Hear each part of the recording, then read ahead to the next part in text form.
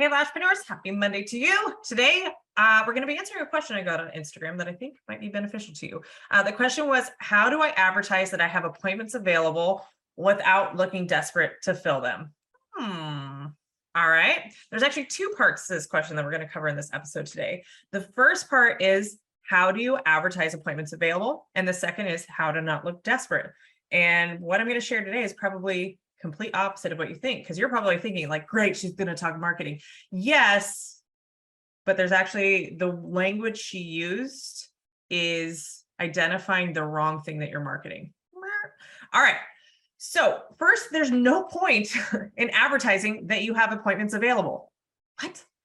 There's no point in you advertising that you don't have appointments available, which some of you do, right? Some of you are like, oh, if I only could put, like my competitor does, no longer accepting new clients. Woo! If that's you, that's dumb. I just want to be very direct. It's dumb for you to put that you're no longer accepting new clients, yet you're still posting. So you're still marketing, but to not market. You're like marketing the anti-marketing. So it's a little bit roundabout. If that is something that you are currently doing where you're posting or on your marketing anywhere that you're no longer accepting new clients, I want you to go listen to episode 75 of the Lessons of a Lashpreneur show. The title is Closing Your Books Will Close Your Doors. And I want you to understand what you should be doing instead and never really actually stop accepting new clients. We'll link that in the show notes if you haven't heard that episode, but stop that. Just stop putting out there that you don't want new clients. Even if you're fully booked, even if you have no room for new clients, we've got strategies on how you can keep growing your business. And that episode's a great one for you to understand the psychology why, and how actually it's going to kill your business if you do that. So the fact that this question of how do I advertise that I have available appointments, people don't care if that's not the pain point. They're not looking to, or they're not booking with you because they don't think you're available, right? Unless you put no longer accepting new clients, in which case, yeah, they're like, I guess she's not taking new clients. I'm not going to book with her. But I don't think that's why she's asking this question. She said, how do I advertise that I have appointments available? That's not what you should be advertising. I know I see it a lot from lash artists that I follow that, they'll post on stories mainly of like, appointments available Saturday at 2 p.m. and a full set for Friday at 3, right? I understand the thought behind it, but usually what ends up happening is that it is current clients taking those spots, and your marketing is not meant for your current clients. Your marketing is meant for new clients. And if you haven't addressed their objections or their hesitations as to why they're not booking with you, they will not book with you.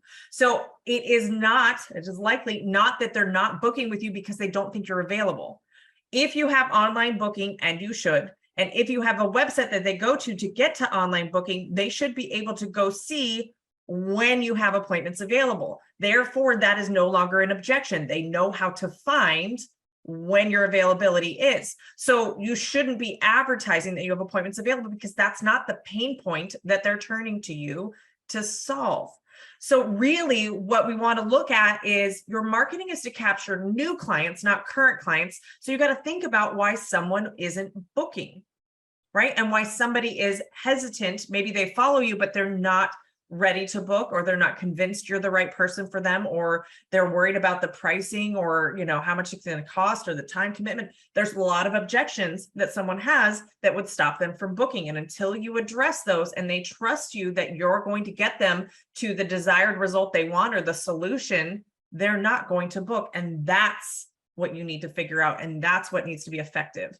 This whole belief that you have to advertise appointments available, it's the wrong thing. Right? It's the wrong perspective. They don't care that you have appointments available. What they care about is they have a pain point that they are looking to you to solve, and they need to know that you can solve it. That's your marketing, and that's your messaging. So the question really becomes, how do I get clients to trust me? How do I get clients to think that I have the solution for them? Well, that's where the educational point comes from, right? That's where we look at their journey to go from stranger to customer. We call this the marketing funnel, right? So somebody is a complete stranger, has no idea who you are, and then they become aware of you. That's the top level of the marketing funnel, is awareness level marketing. It's like they go from having no idea you exist to now they know you have a business, or there's a business that does lashes in this area. It's awareness level. That is the first step they take in becoming a customer. What they do after that is there's usually some sort of authority check they need to do. Can this person actually solve my pain point? Can she solve my problem? Does she have solutions, right? And that's where we move them into from awareness level marketing down the funnel into relationship marketing, essentially. It's interest. They're interested in you. They know you exist, and now they're curious. Can she help me? What is she all about? Do I connect with her? Do I vibe with her? Does she do good work? Do I like what she has to offer? Do I want what she has to offer? So usually that's where social media, that social proof, where that relationship is built, where that connection is made, where that trust is built, happens in that level of interest level marketing. Social media is there, Google review sites, email marketing, anything where you're building a consistent relationship. And then when we take them from that consistent relationship, then where do they go next to get their objections handled? If it wasn't handled in the interest level of marketing where that relationship and that consistency is built, then it happens on their desire level of marketing. That's the very bottom of the funnel. That is your website. So you got to think about it as a marketing funnel that, you got to get people in at the top and they'll trickle down through the bottom. Not everybody is going to go from awareness to desire or awareness to booking an appointment, but a certain percentage of people will continue to move down. The time that people go through that funnel can vary as well. You could have people who follow you for months, right? Before they ever book an appointment. You could have somebody who sees a Google ad, which is an awareness level marketing, and they book an appointment right away. So it's almost an instant kind of traveling through that marketing funnel. But that marketing funnel, that journey that a customer goes on is predictable and should be intentional, that you are building out that each step of the funnel moves and leads the right types of clients down the funnel. So really, when she's asking, how do I advertise appointments available? You're not advertising available. You are making sure that the people who have the pain point that your services solve are finding out about you, becoming aware of you, building a relationship with you where you're demonstrating your authority and that you're trustworthy to help them get to their solution, and then make it easy for them to no-brainer decision that this is the girl for me. I want what she has. Here's the link. I'm going to go book. It's a very simplified version of that, but that is what you need to be focusing on and building out, is that customer journey with intention of step by step. How am I creating awareness that I exist, building that relationship and that trust, and getting them to want to book the appointment and handling any objections that would stop them from doing so. All right. So this is what we teach first step in the Lashpreneur Society. Is the first 5 trainings we walk you through is building out your marketing funnel. So if you have any questions about how to do this, DM me on Instagram. You can DM me #society. We'll talk about the society, or DM me your questions about marketing, and we'll talk more about that. But really, I want to move into the second part of her question, which is without looking desperate. Like, how do I put myself out there? How do I advertise or market my business without looking desperate? You should 100% be desperate, but not for the reasons you think. So I believe her mindset is, how do I not look like I'm desperate for money? Well, you are. Let's face it. By even asking the question, you already have this belief that you're desperate for money, which means that you are worried that what you're putting out there is going to come off as like, I need your money. Nobody wants to buy from you. I will be straightforward with you. Nobody wants to pay you. They don't. What they want is to pay for their solution, to pay for their problem to be solved that you happen to offer, right? So that is where we need to shift the perspective of desperation and channel that desperate energy, not from how can the client benefit me as the business owner who gets paid by them, but how can I be desperate to help and serve them and solve their problems? Because look, if I said to you, join the Lashpreneur Society because I need your $59 a month because, this Zoom software that I'm recording this on doesn't pay for itself, So if you want to listen to the podcast, you need to pay me so I can keep doing it. That's terrible marketing, right? Like, nobody wants to pay me so that I can keep doing podcasting. I mean, maybe some of you will. Thank you very much. But what does work is, look, I want to help you with your business. I want to do whatever I can to help you get clarity on what steps you need to do in your business, how to make more money, how to get that lifestyle and that time freedom. I am desperate to help you. Just one of you listening right now, can you please DM me? Can we please talk about your business? Because look, I'm freaking chomping at the bit. I want to help you so bad. And I know how to do this. There is not a single question anybody could ask me about running a lash business that would stump me, or I wouldn't have a process, step-by-steps, ideas, the know-how on how to solve it. I know how to help you out of your problem. How much more convinced are you that like, shoot, I want to be that person who DMs her?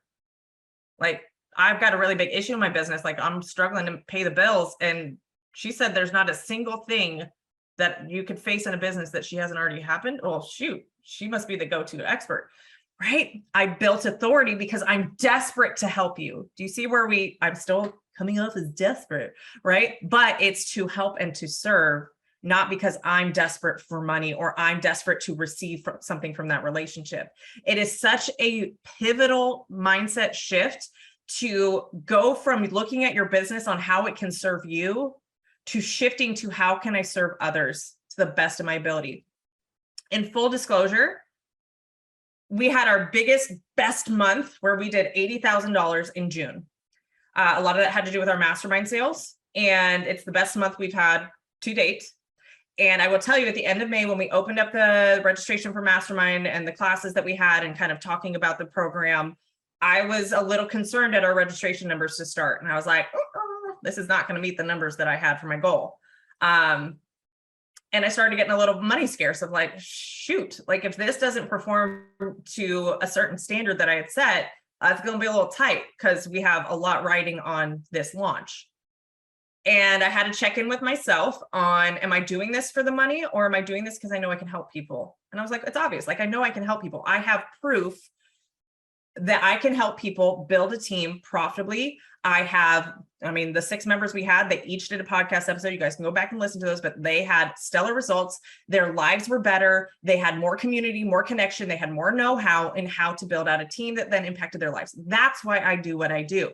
The money part of it is great, but it's not why I do what I do. I've done this for years, and there's been times when money's been tight. I walked away last year and money was tight, but I came back because I love to do this, and I would do it whether I was paid well to do it or not.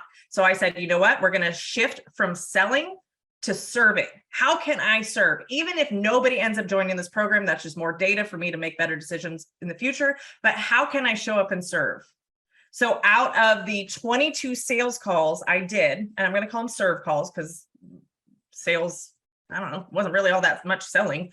I converted 13 of those, and 5 of them were actually not the right fit for the program.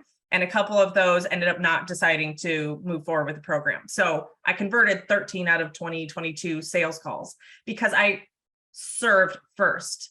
I wanted to help them, whether it meant for that program, a different creation, a different product, something.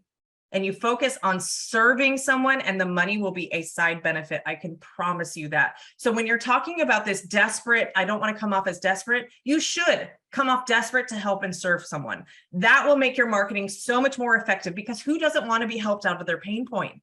You offer a very specific solution to a very specific set of pain points. Help those people that have that pain point. The more passionate you are, the more desperate, if you want to use that word, to help someone, the more they're going to be like, thank God. Because think about what they're seeing out there as far as your competitors who are marketing. Appointments available. He called to book an appointment, text to DM or give an appointment. Like, it's just, C.15, 8 through 12 millimeters, so fluffy. Like, oh, boss babe with her lashes on. Like, it's just so dry and boring.